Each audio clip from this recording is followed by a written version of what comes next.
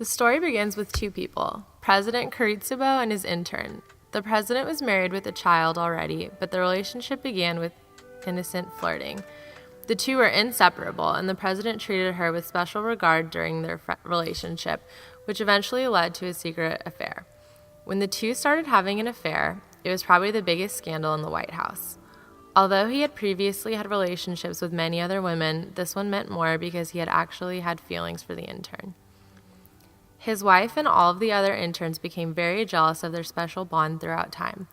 They knew that the president would never bestow such affectionate attention on them. Though it was kept a secret from society for some time, the relationship eventually had to end when the intern became pregnant with the president's child, resulting in his second son. The intern named the baby boy Genji, and he had a rare beauty that immediately caused him to be the president's favorite.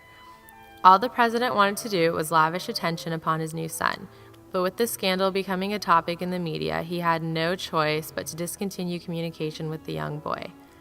Because of the extent of the relationship being very scandalous, the president's staff agreed that she should take the baby away to avoid having any of the news in the media and risking public suicide against his career with the most of the country against the unmoral conflict. Many other women came forth to the media of their own secret affairs. The president denied ever having an affair with the intern and repeatedly told the media,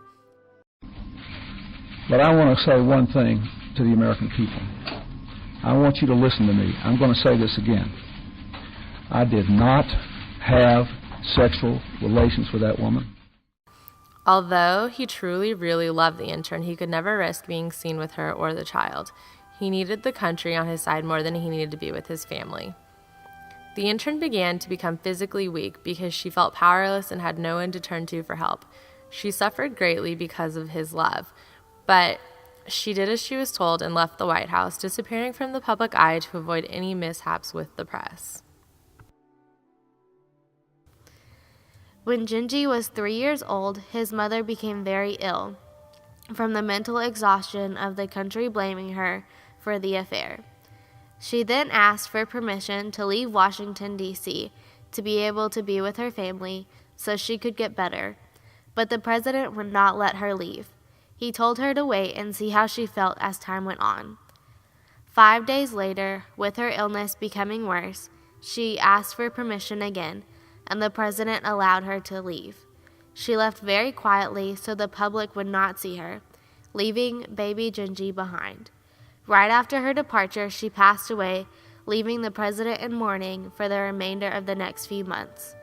Baby Genji was too young to understand quite what happened, which made the whole situation worse. As Genji grew up into a young man, the president began to feel like he needed to get to know him a little bit better and felt bad for never being able to be a positive role model in his son's life. He begins to extend invitations to his excluded summer home for visits with his new wife and children. Genji began to travel to the home every summer, gaining a better relationship with his family that he never had the chance to know. During these visits, Genji begins to bond with his stepmother. First, it was just a little friendship since they never really had the mother-son bond since Genji was so much older at the time. But later on, it grew into a secret love affair that had lasted throughout Genji's teen years and into his adulthood. Soon enough, the affair is revealed when the president finds out, and to make matters worse, Genji accidentally fathers his stepmother's child. His father decides this is the breaking point of the relationship they had and eventually disowns Genji as his son, discontinuing any financial backup and communication. Following the love affair and his disownment, Genji struggles to make something of himself by going through many obstacles just to be able to afford schooling since he no longer had his father's financial backup. Eventually, he put himself through law school to prove to everybody that he can do something with his life. Also, in hopes of following in his father's footsteps and becoming a politician to win some sort of family backing, since he had nobody else in his life.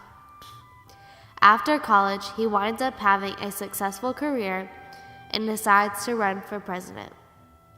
The presidential elections were a tight race, but Genji had taken the lead for the most part, with support of many of his fans. The race continues to go smoothly, and Genji keeps the support from the country until his past comes back to haunt him. In the middle of the campaign, somebody finds out Genji's horrible past, and the truth about his affair and love child with his stepmother comes out. The press began to hound Genji, and it was as if his father's scandal was back to haunt him. Being exposed like this to the media put a damper on his campaign, and Genji is forced to come out with some sort of speech to sway the press. Genji tried to use the same speech as his father. But I want to say one thing to the American people. I want you to listen to me. I'm going to say this again. I did not have sexual relations with that woman.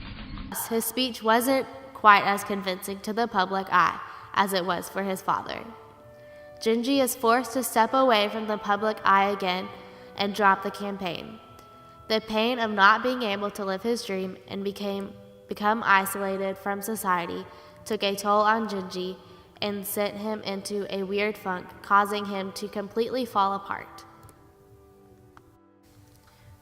During Genji's time in hiding, he becomes very distraught and bored with life and is forced to live vicariously through the internet. He eventually falls prey to a chat room and meets a young girl whom he spends all of his time talking to. Her name was Mirasaki, and she had a soft personality that any man could fall for. The two kept in contact every day and grew very fond of one another. When she revealed her true age, he kept his distance and made sure his relations with her were only innocent, since he did not need to be getting into any more trouble. He did continue talking to her, though, and he eventually put his whole social life aside just for her, including all of his present girlfriends. He stopped going on dates and talking to friends to make sure that Mirasaki got the attention she needed from him and would not stray away. Through speaking to each other all day, every day, Genji then finds out the girl's troubled life at home. Mirasaki had been going from one foster home to the next for her whole life. She had been in some of the worst, and that was the reason for switching so many times. Genji decides to take charge and seek full guardianship of the young girl to save her from any more distress in her life.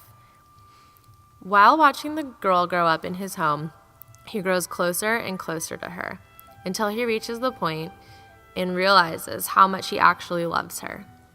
Without question, Genji knew he would marry this girl someday and be with her forever.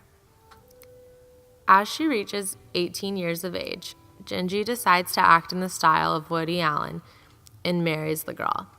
The two quickly switch from a father-daughter role to the role of two people in a relationship. The two eventually get married and live together until death do them part.